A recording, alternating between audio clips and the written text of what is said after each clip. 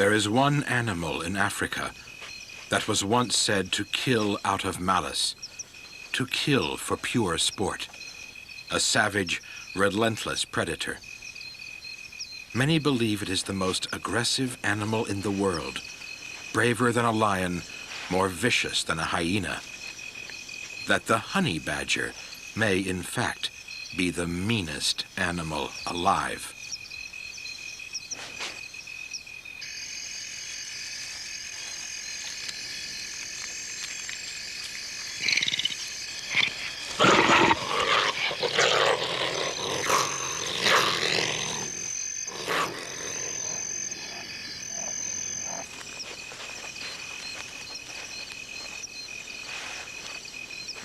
The honey badger, sometimes called the ratel, has an aura of physical power and determination. Its striking coloring acts as a warning to stay clear.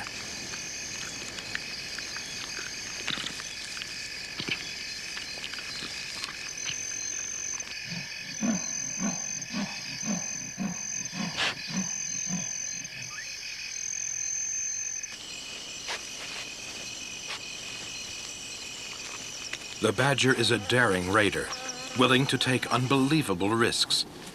Bees sometimes build their hives in cavities under rocks where they feel safe from predators. As their name suggests, badgers are partial to honey and are relentless in their efforts to get it. The badger's commando-like raid is filled with danger. These are African bees, known killers with a reputation of stinging animals and humans to death.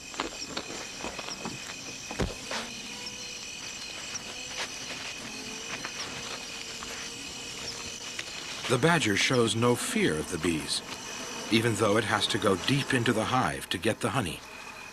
Some say it tranquilizes the bees by spraying them with its scent, but there's no real proof of this.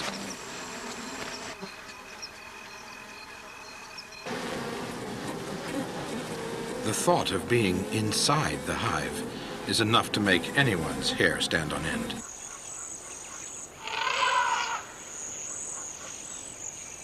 In the Tsavo National Park in Kenya, it has always been assumed that badgers are nocturnal and hard to find. On the odd occasion when you do catch a glimpse of them, they'll probably be emerging from their sleeping places as the sun is going down.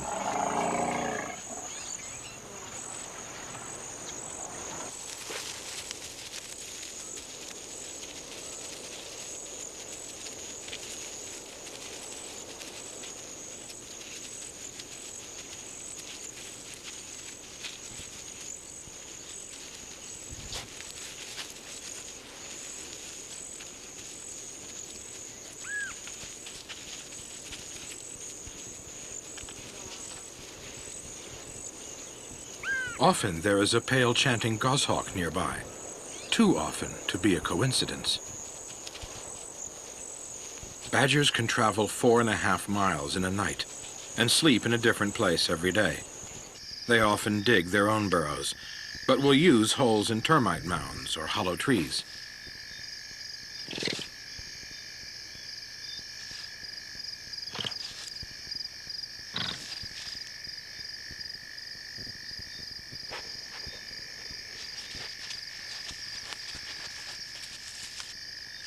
This is a young badger. Juveniles are often easier to observe than more wary adults.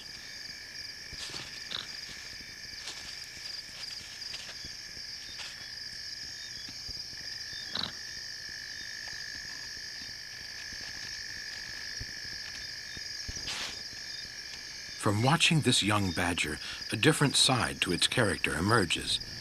Somehow, it doesn't fit the description of a fearless, savage killer.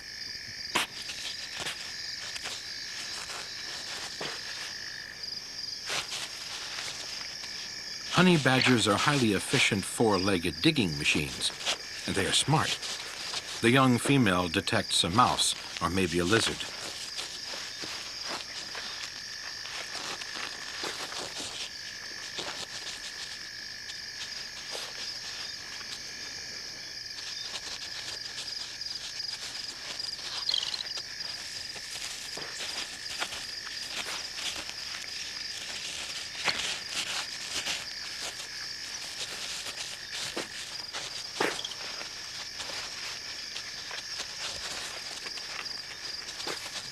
Whatever it is, the prey is clever enough to keep moving backwards and forwards, but the badger anticipates the moves and doubles back.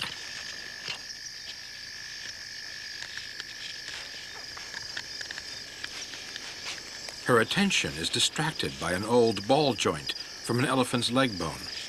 All badgers are fascinated by round objects of this size.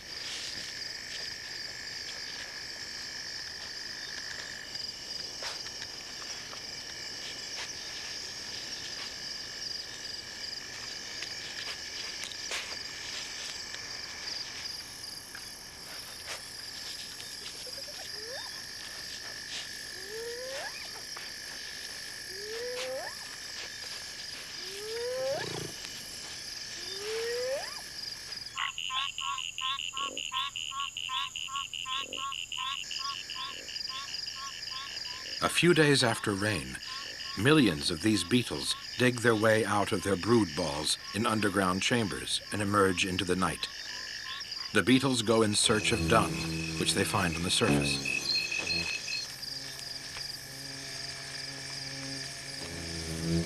This is a very dangerous time for a beetle.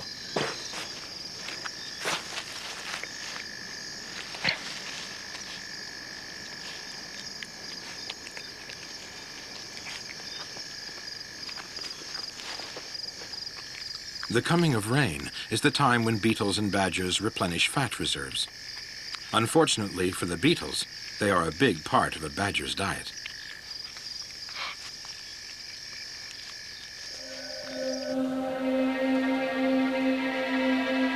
There is one other insect which badgers know will bring a high reward, but the risks are equally high. On occasions, bees use old fallen trees for their hives, and a few weeks after the rains have begun, combs are heavy with honey, eggs, and larvae.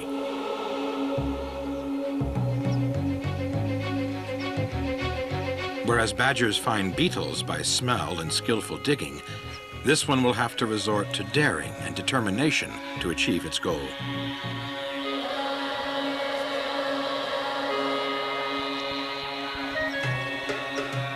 Getting into a hollow log is not that hard. What's waiting inside is the problem.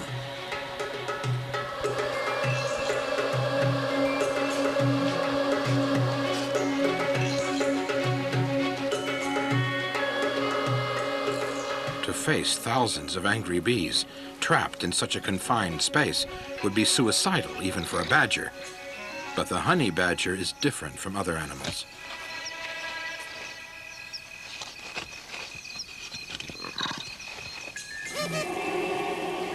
Bees cannot hear sounds.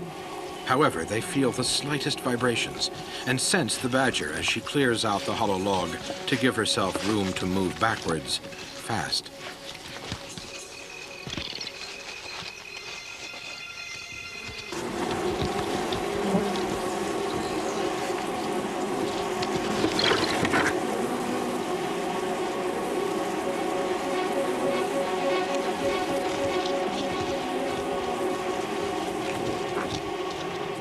The badger is in a lot of pain.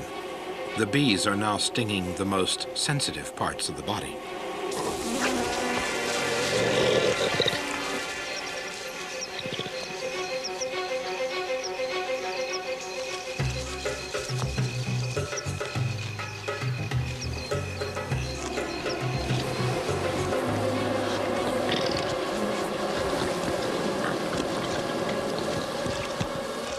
Again, the badger is driven off without getting more than a mouthful.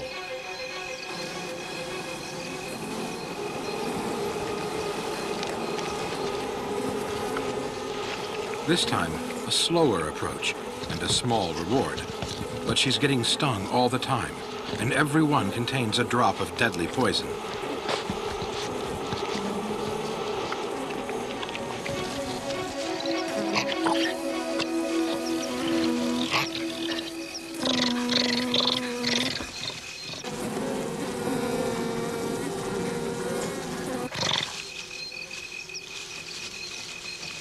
It seems she's beaten.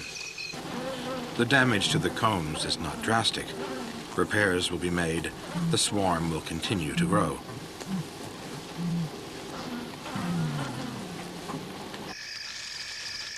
Then, an hour later, the badger is back. The bees have regrouped around the damaged combs, presenting a formidable defense against another attack.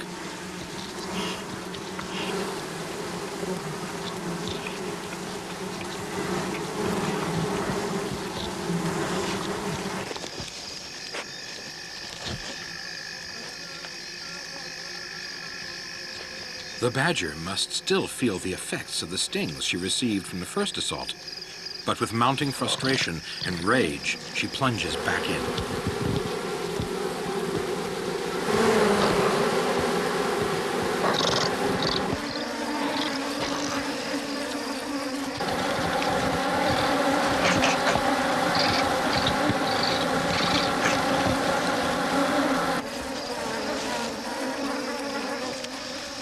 The taste of honey is sweet. There's no question now of the badger giving up.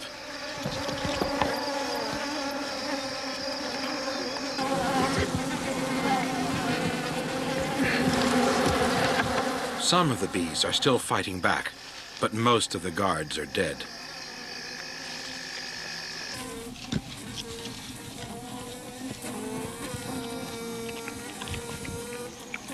More casually, but still carefully, the badger searches for the combs with the most honey.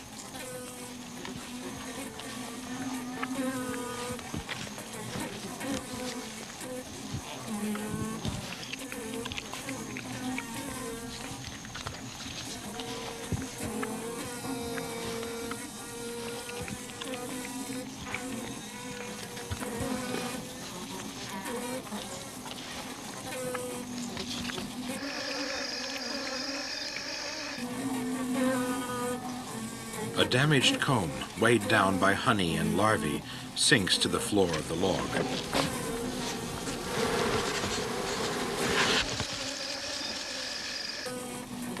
Many of the closed cells contain the next generation of bees. The badger has worked hard for its reward. The rich honey and larvae will sustain it for days to come. It will be the job of the worker bees to repair the damage to the combs, if the badger leaves any at all.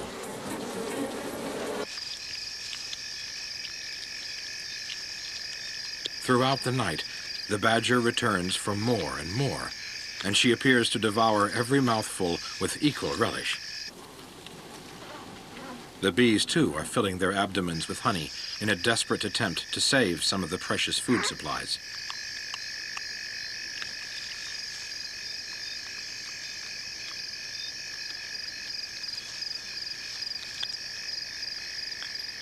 Some of the workers tend any larvae which are still living, but they will never hatch out and be part of this hive.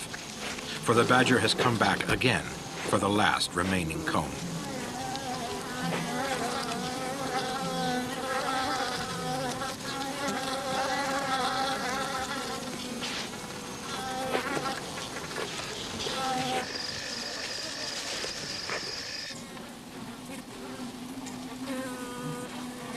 The bees check and recheck any remaining cells for honey, while the badger can only lick up the little which remains in the last comb.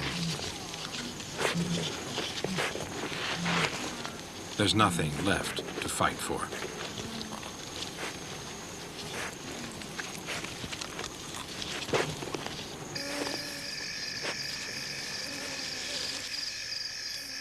A few broken bits of comb, a testimony to the devastation of the raid. At dawn, there is no sign of life, except for a couple of birds. But these are special birds, which feed on bees, their larvae, and even beeswax. They are honey guides, and are known for leading people to beehives.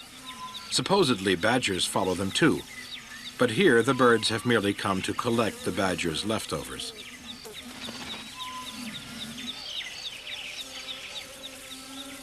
With the warmth of the sun, the remaining bees are revitalized.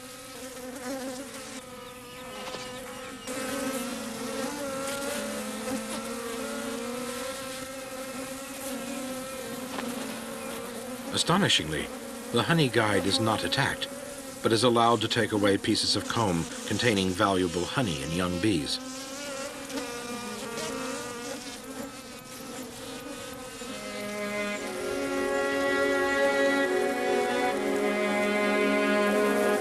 If the queen bee has survived, there's a chance they will rebuild the colony. If not, they'll all die. In the vast landscape of Tsavo, pale chanting goshawks usually mean badgers are near. The birds often know where the badgers have gone to sleep. They'll wait for them to emerge and then follow.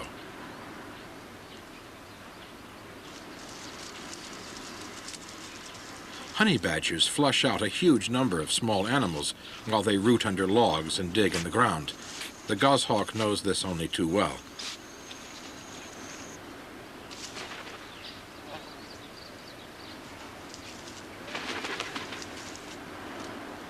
These birds follow badgers to snatch fleeing prey. While a badger is digging at one end of a tunnel, its intended victims often escape from other exits, which is where the goshawks are waiting to strike.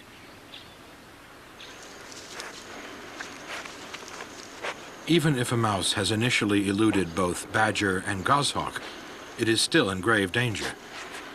With its ability to follow the faintest scent trail, the badger can easily track it down. There is no escape for a mouse with a badger on its tail and a goshawk up above.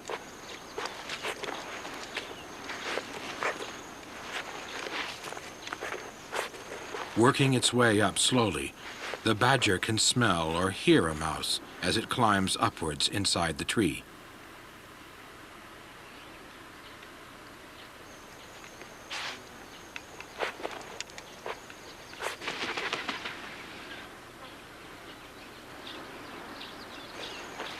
At the top of the tree, there is nowhere else for the mouse to go.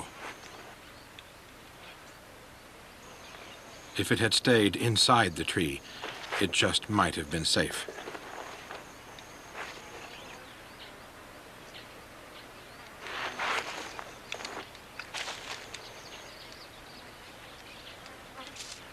Dropped it. A goshawk is always ready for any opportunity. The badger runs in a circle, searching like a bloodhound for the scent of the mouse. But that scent trail runs out.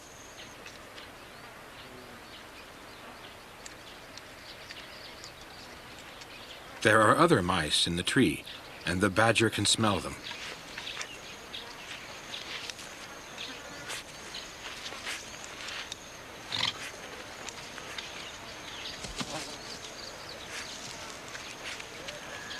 Once again, the badger moves in a circle, narrowing down the area where the mouse could be hiding. It can smell a mouse from 10 feet away, and it's determined to find this one. The badger is incredibly strong and may be able to rip open its hiding place.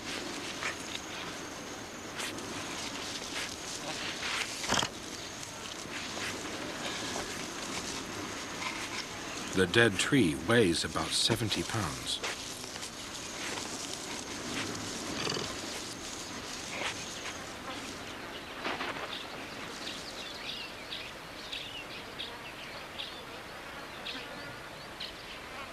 The goshawk flew a long way to find the badger.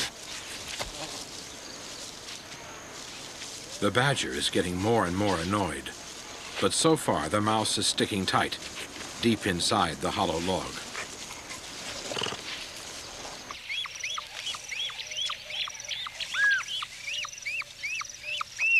Throughout its 6 weeks of life, the baby goshawk has been fed many times courtesy of the badger.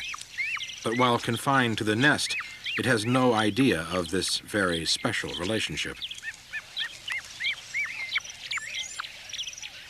This association between goshawk and badger seems one-sided in favor of the bird.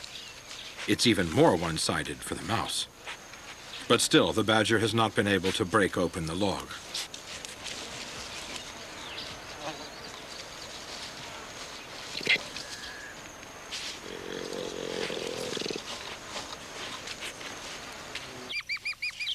Goshawks are the only birds of prey who can use badgers to hunt. No one knows if this amazing skill is instinctive or learned and passed down from one generation to the next.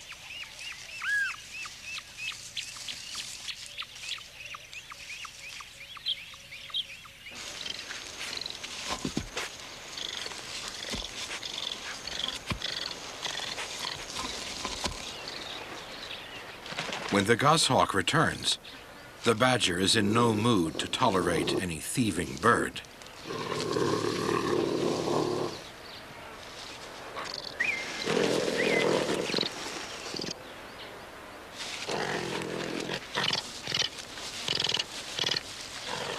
The badger throws what looks like a temper tantrum.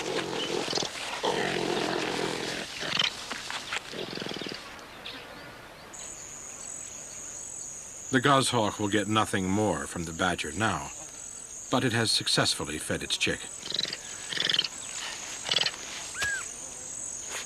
For all its strength and tenacity, the badger has not been able to break into the log and get the mouse. 4 hours of effort has been wasted.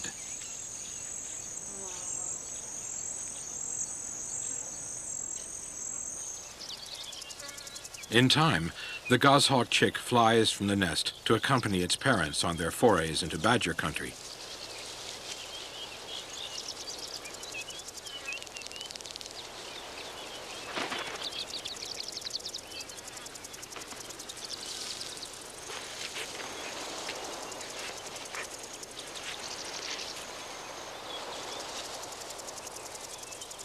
Badgers vary from this white two-tone phase to black all over.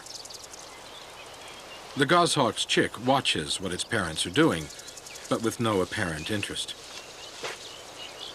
Then, from its high vantage point, the chick sees a third badger some distance away. The unchallenged presence of this strange badger in the other's territory is intriguing.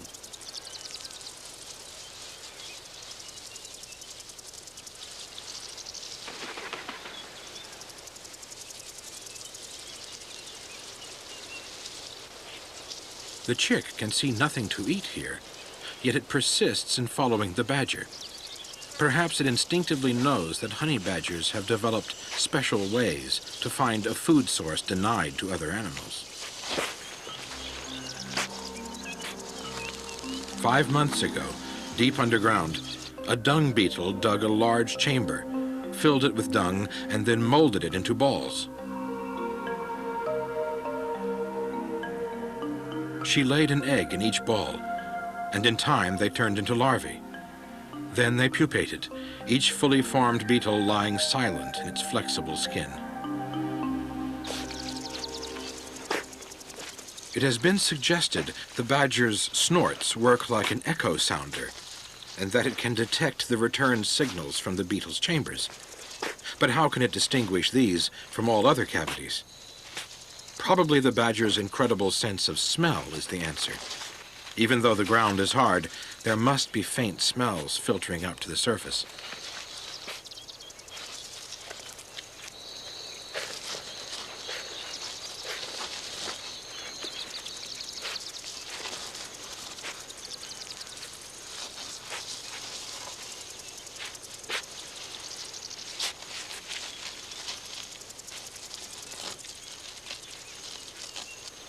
The actions of this badger opening the dung ball perhaps explain the young badger's fascination with the elephant bone.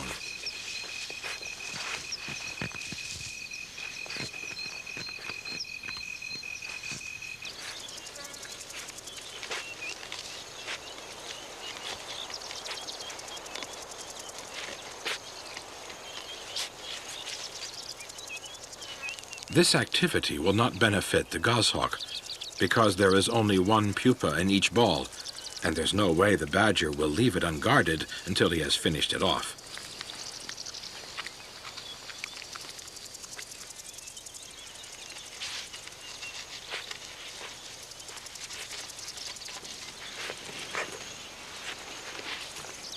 No other animal can reap such rewards from this source of food.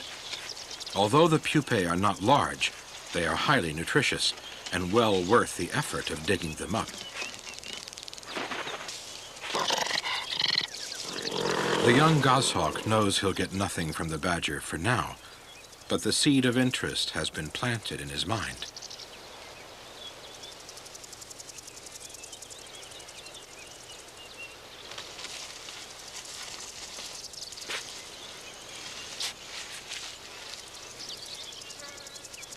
The badger always leaves her mark in the empty hole.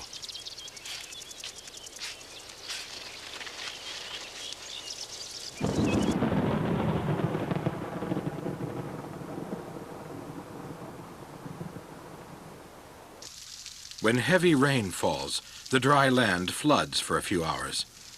The water creates a new set of rules for animals not used to dealing with such conditions. The versatile badger quickly resorts to searching for drenched and drowning prey, employing movements and tactics like an amphibious animal. Her nose tells her there is something inside the log.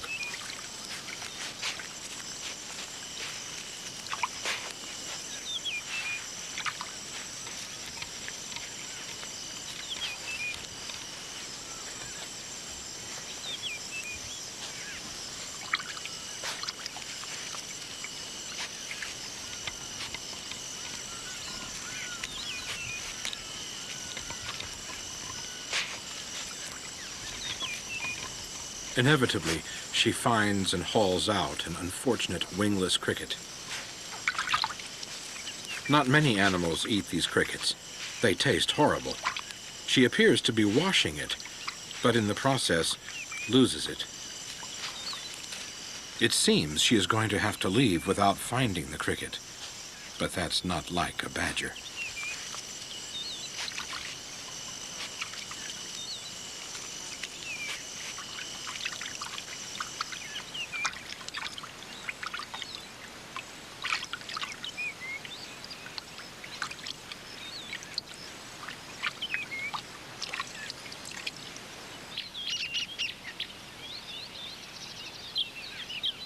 A young badger may find out that mice live in colonies from hunting with its parents. The goshawk chick, it seems, finds this out by watching the badger.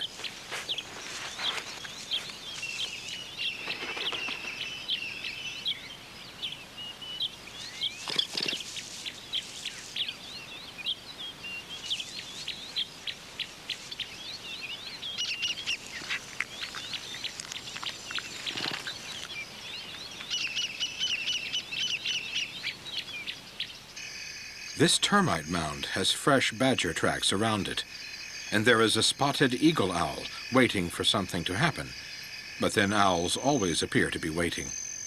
Or could it be that owls take the place of goshawks after dark, hoping to benefit from the badger's nighttime hunting?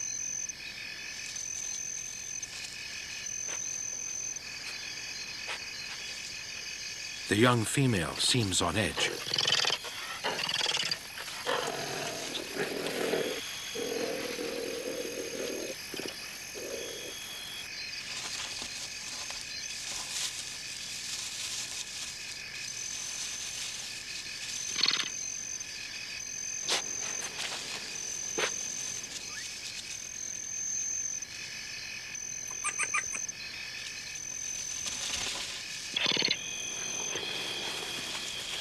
She can obviously smell something. It's an enormous male.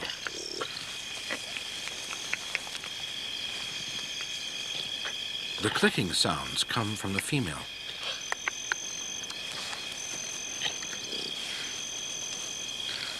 The male's back is very dark because he's been digging in damp soil.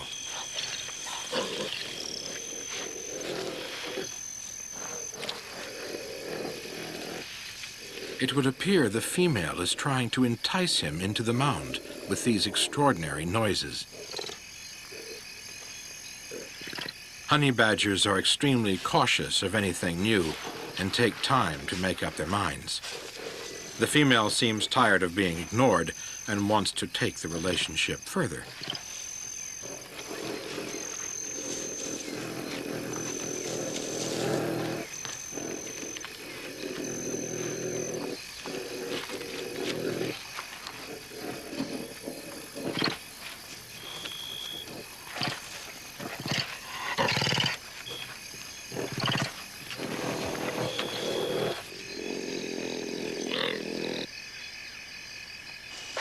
The male is marking furiously. Perhaps he's a nomad and is now laying claim to the territory.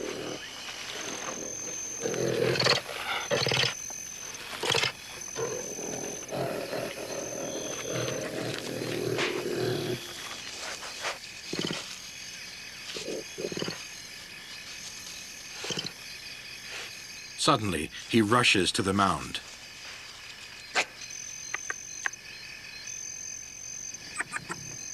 Built like a tank, he weighs about 25 pounds, almost double the female's weight.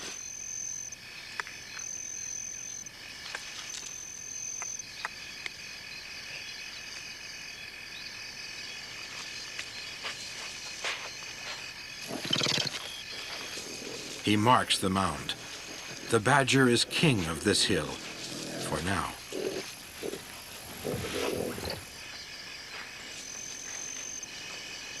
Then later that night he disappeared, leaving no clue whether he will return.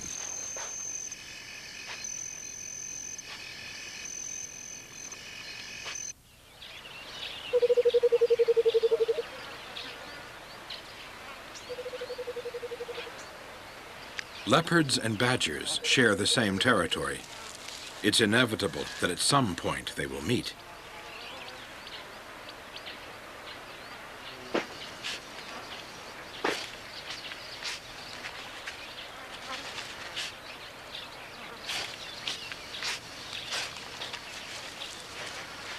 The young badger, only 10 inches tall, cannot see the leopard, but can smell him.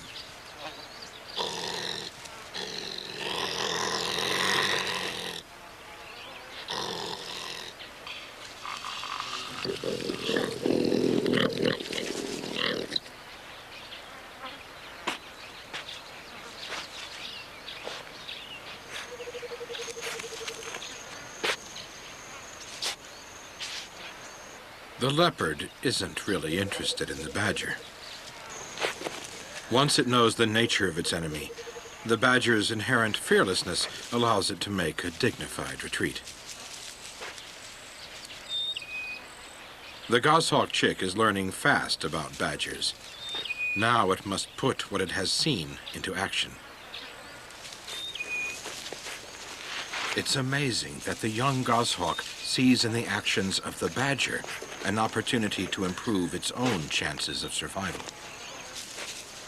Finally, after weeks of watching, the goshawk has found out how to exploit the badger, and in turn will show its chicks how they too can do the same.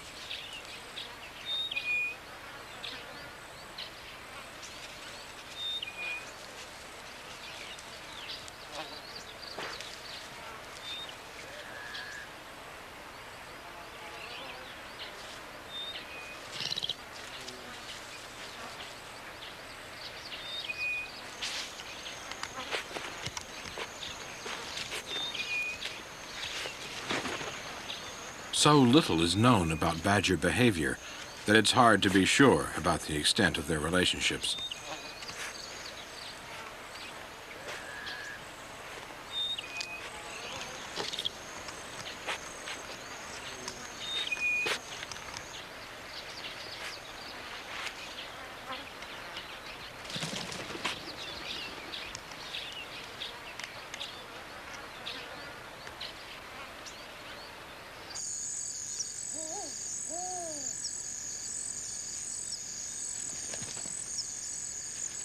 Air vents in a termite mound can be an ideal place for badgers to live.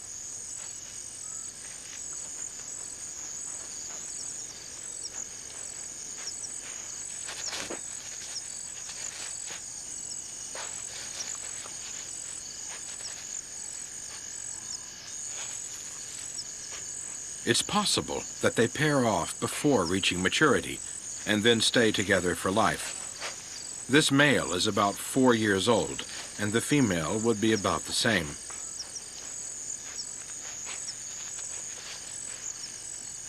The pair checks the mound carefully with the idea of moving in for a while.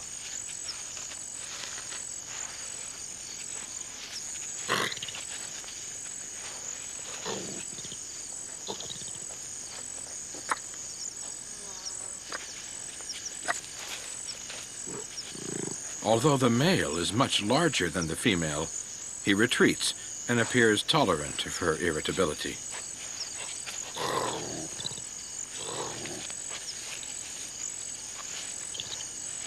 The genet cat lived here before the badgers moved in, and it's going to be some time before it can move back.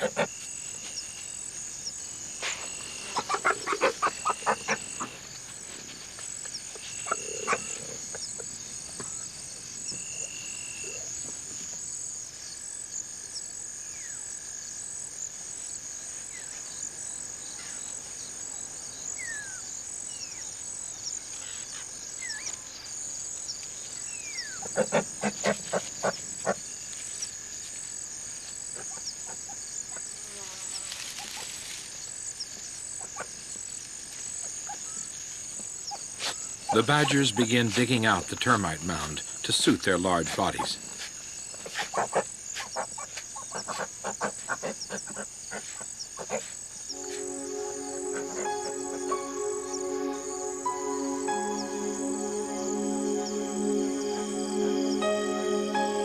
Some distance away from the termite mound, another drama is unfolding.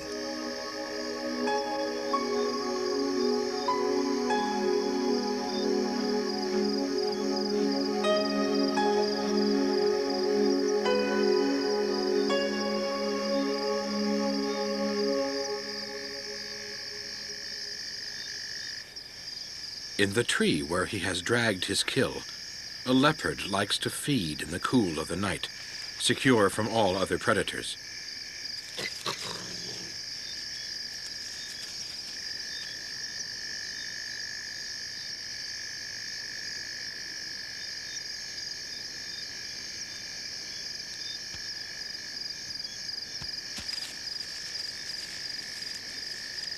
The leopard moves off to rest, believing his dinner is out of the reach of scavengers.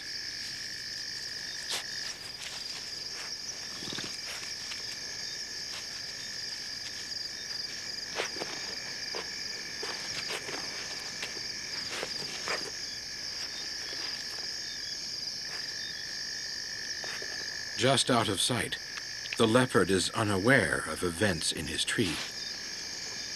A badger is trying to use its enormous strength to pull off a piece from the carcass of the impala.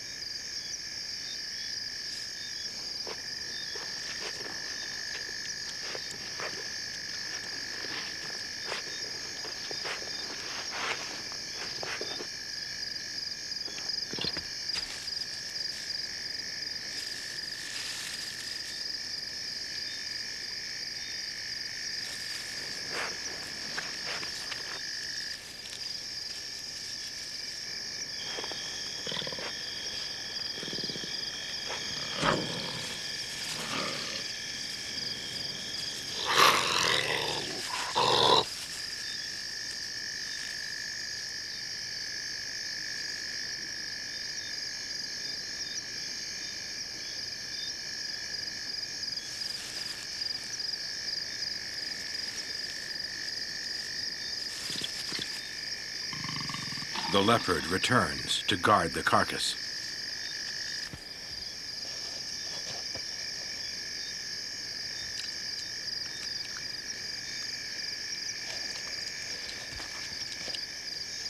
A slender mongoose will try for the pickings too, if he gets a chance.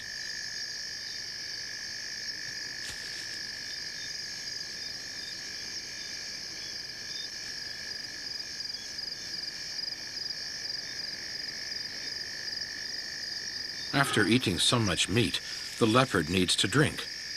The mongoose thinks the coast is clear, but so do a growing number of badgers.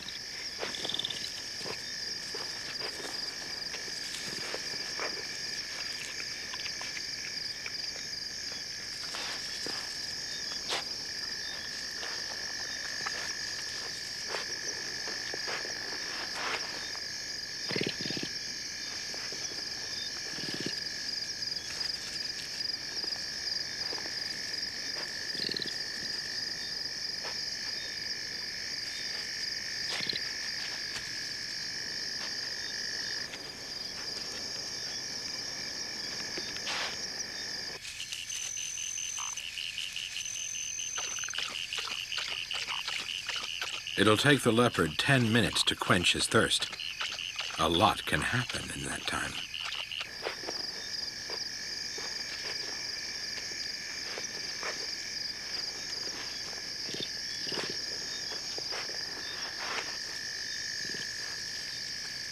There are now 8 male badgers feeding off the leopard's meal. The stage is set for a showdown.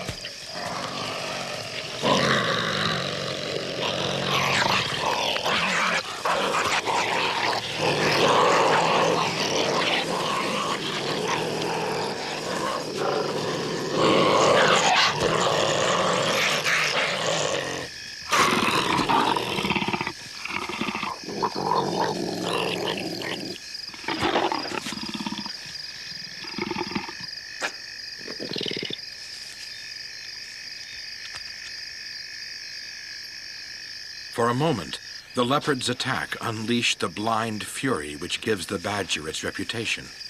But just as quickly, the mood changes back to indifference.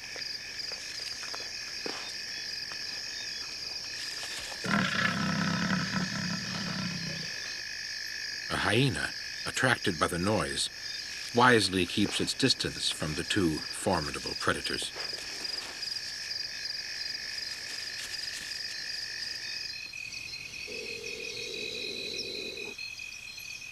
At the termite mound, the spotted eagle owl is back, but the presence of a white-tailed mongoose seems to indicate the badgers have left.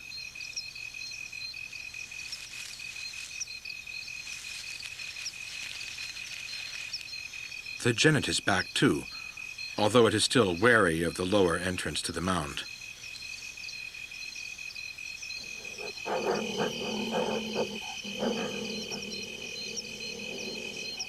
It's the badgers.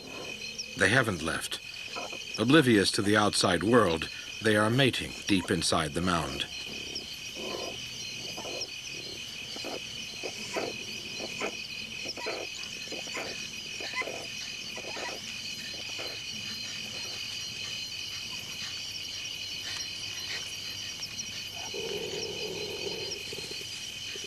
The female badger will be in heat for 3 days, and for most of that time, the badgers will stay underground.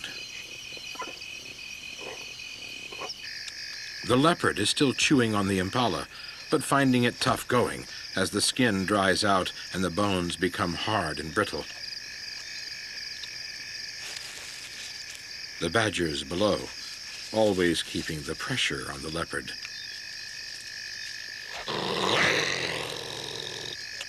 In addition, the leopard is now being plagued by biting flies.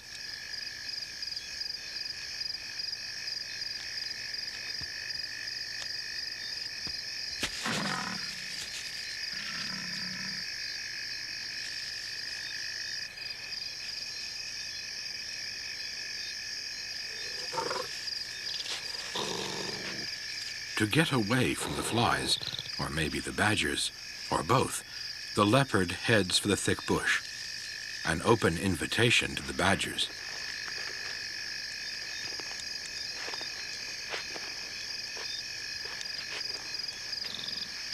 At last, the badgers won the carcass, but this one is in for a nasty surprise.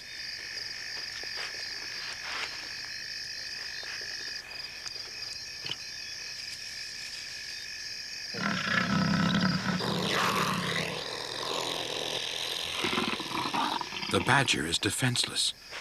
While its daring got it into this situation in the first place, its audacity may save it from being killed.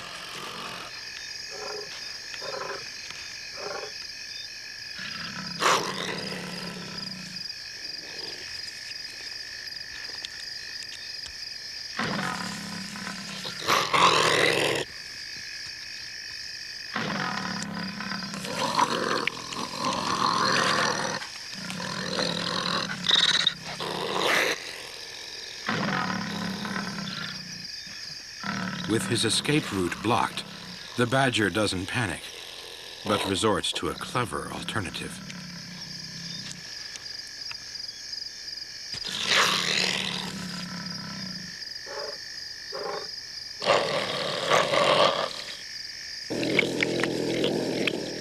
Even so, he probably only got away because the leopard had eaten his fill.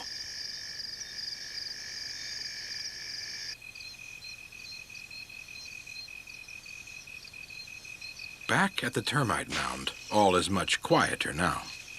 The genet cat is still hoping to get its regular sleeping place back sometime. The male badger is ready to leave the mound. The 3 days and nights of courtship are over, and it's time to go in search of food. The female follows the male into the shadows.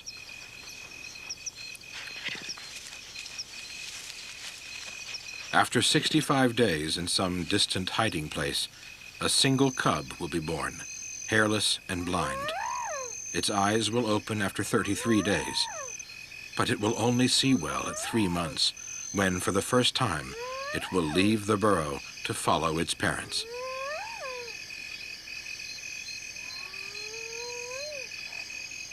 The leopard is still hanging on. There is still enough meat on the dry carcass for a hungry badger, but the leopard, after such an extended meal, has no real appetite for it.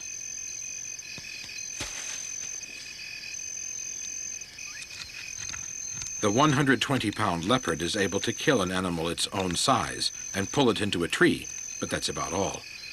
The badger is far more versatile. With its incredible energy and specialized hunting skills, the badger can exploit far more sources of food than most.